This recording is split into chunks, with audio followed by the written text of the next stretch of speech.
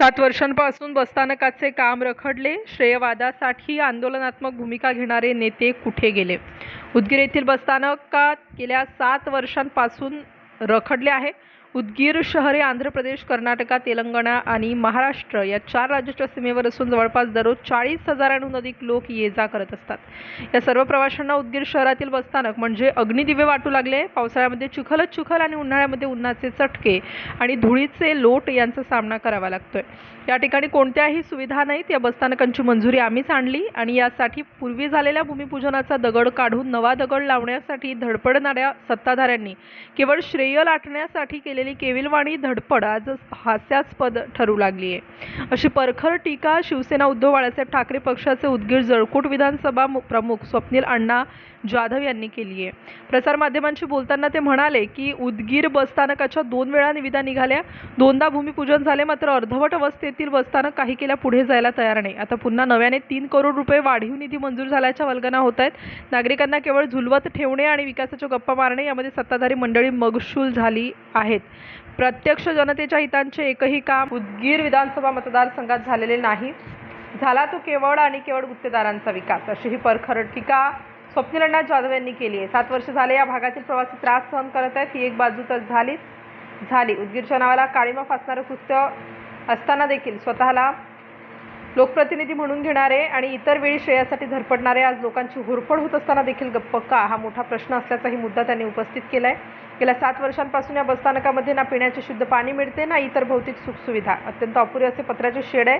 कित्येक वेळा रात्रीच्या वेळी सर्वत्र अंधार पसरलेला असतो, त्यामुळे भुरट्या चोरांना त्याचा फायदा होतो आणि प्रवाशांच्या खिशाला मात्र झड बसते. या सर्व गोष्टींचे गांभीर्य विचारात घेऊन खऱ्या अर्थाने लोकहिताचे कामे करावीत अशी आग्रही मागणी देखील शिवसेना उद्धव बाळासाहेब ठाकरे गटाचे उदगीर जळकोट विधानसभा प्रमुख स्वप्नील अण्णा जाधव यांनी केलेले आहे.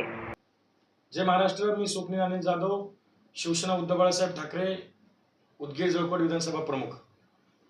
आज गेले 7 वर्षापासून रखडलेलं बसस्टँडचं काम आपण पाहत आहे. कित्येक वर्ष झालं उदगीर शहरातले प्रवासी, त्यांचे जे होणारे हाल, त्यांना लागणारं ऊन, त्यांना लागणारा पाऊस आणि ह्या सगळ्यांमधनं त्यांना त्यांच्या शरीराला होणारी हानी, ह्यासाठी आज आपल्याला ह्या प्रश्नाकडे यायचं आहे. उदगीर शहरामध्ये आकर्षक असं बसस्टँड व्हावं, ह्यासाठी माजी आमदार सुधाकर भालेराव साहेबांनी 2018 साली सरकारकडे प्रस्ताव मांडून त्या कामाला मंजुरी आणली.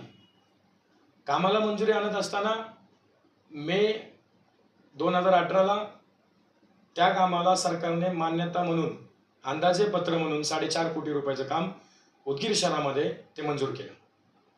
मंजूर केल्यानंतर काही दिवसांनी त्या उद्घाटन समारंभामध्ये माजी पालकमंत्री, तत्कालीन पालकमंत्री संभाजी पाटील निलंगेकर साहेबांनी भव्यदिव्य असं उद्घाटन देखील तिथं केलं. आणि त्याच्यानंतर भालेराव साहेबांना तो आमदारकीचा पदभार सोडावा लागला आणि तिथं निवडणूक झाल्यानंतर संजयजी बनसोडे साहेब हे तिथं निवडून आले आणि ते निवडून आल्यानंतर त्यांनी त्याचा वाढीव निधी मागवला आणि त्याचं उद्घाटन, म्हणजे राज्यमंत्री संजयजी बनसोडे साहेब असताना त्याचं उद्घाटन करण्यात आलं. पण उद्घाटन करत असताना जो मागच्या वेळेस जो सोहळा झाला होता, त्या सोहळ्यामध्ये जो दगड होता, तो दगड तिथला काढण्यात आला आणि इथं दुसरा दगड तिथं बसून त्याच्यावर उद्घाटन करण्यात आलं. त्यावेळेस भाजपच्या काही कार्यकर्त्यांनी तिथं आंदोलन देखील केलं की इथं उद्घाटन झालेलं आहे, इथं महाविकास आघाडीने उद्घाटन करू नये. त्यावेळेस संजयजी बनसोडे साहेब हे महाविकास आघाडीमध्ये होते, त्याच्यामुळे तिथं महाविकास आघाडीच्या वतीने त्यांनी पूजन केलं, उद्घाटन केलं.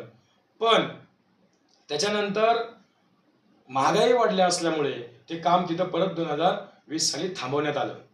याचं कारण असं की महाग झालंय, ते बजेट तिथं बसत नाहीये. म्हणून सामान्य जनताला पडलेला प्रश्न होता की बाबा ठीक आहे, महागाई वाढली म्हणून तिथं बस स्टँडला मोठी निधी तिथं उपलब्ध झाली पाहिजे. पण तिथं वाढीव निधी उपलब्ध करून घेतली आणि ते वाढीव निधी उपलब्ध करून घेतल्यानंतर की तिथं काम सुरू केलं.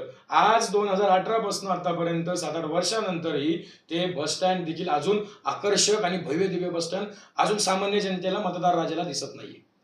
त्याचं कारण असं की फक्त उदगीर शहरामध्ये मोठ्या मोठ्या इमारती झाल्या, तिथं अधिकारी बसतात, त्यांना एसी असते, त्यांना फॅन असतो, पण सामान्य कुटुंबातल्या घरातल्या लोकांना तिथं जाण्याचा अधिकार नाही. आणि माझ्या सामान्यातलं सामान्य घर म्हणजे कुटुंबातला व्यक्ती हा माझा प्रवासी लालपरीने प्रवास करतो, कारण की ते सरकारी योजनेत असतं, सरकारी बस स्टँड असतं, पण तिथं कुणीही तिथं दखल घेतली नाही. फक्त नेत्यांना आणि अधिकाऱ्यांना बसायला छत आहे, त्यांना सावली आहे, पण सामान्य जनतेला, लोकांना बसण्यासाठी, सामान्य मायबाप जनतेला बसण्यासाठी कुठलंही छत नाही, कुठलाही निवारा नाहीये.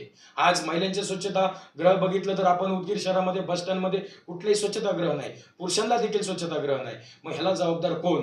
यांच्या आरोग्याची काळजी इथले प्रतिनिधी घेतात का नाही, ह्याची चिंता आज सामान्य जनतेला पडलेला आहे. आणि मलाही तो प्रश्न